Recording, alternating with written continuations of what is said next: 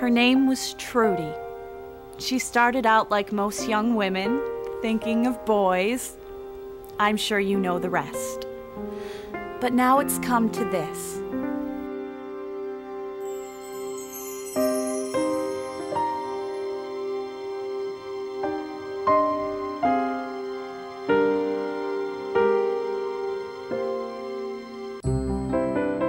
She met him in the 1940s.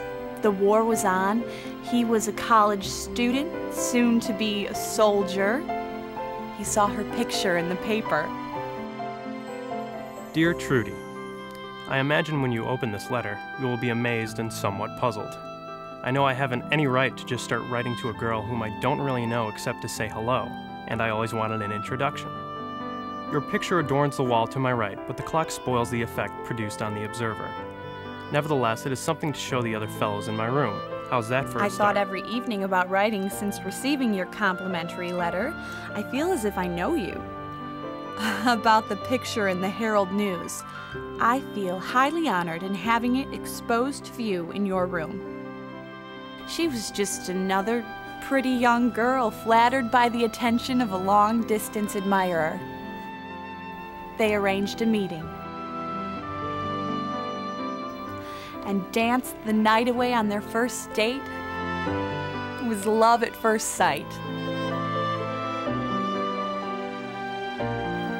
They kept in touch by writing and kept their romance online with marvelous letters.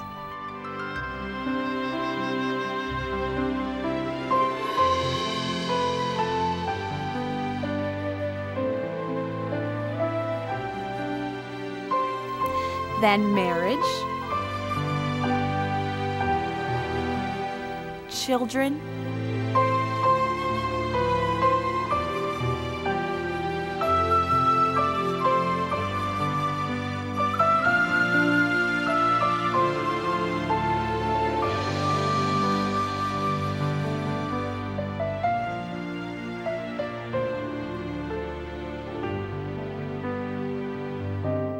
and many years later, she started slipping. Trude started to forget little things. Of course, this happens to everyone. But it happened to Trude too often.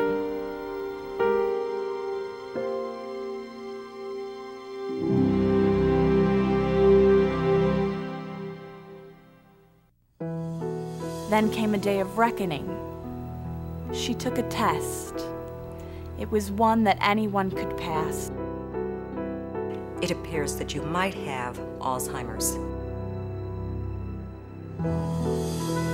He wanted to keep her at home, but as it got worse, it just wasn't safe.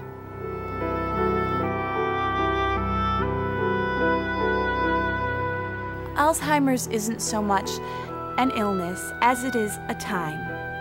A time when your memory just gets dim. I mean, I'm sure you've had a time when something very important to you just went away. It's a lot like that.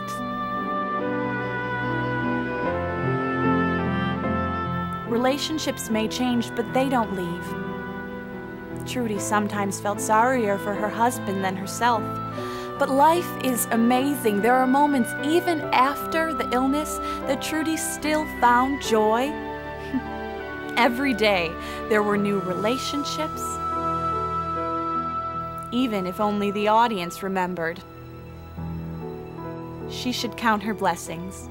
Most women only get to meet their greatest love once. Trude got to meet hers again and again. This isn't a story about a condition. This is a story about love. A love so deep that Trude's husband wants to help others who are suffering the same loss. I can't imagine how frustrating it must have been.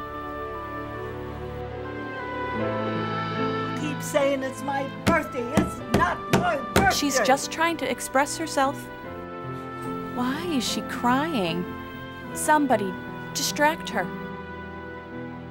My, she certainly seems uncooperative. But independent, self-protective individuals often express the same qualities. Some may think she's confused, but she's just taking an imaginary stroll. Remember, you must enter her reality, not expect her to enter yours.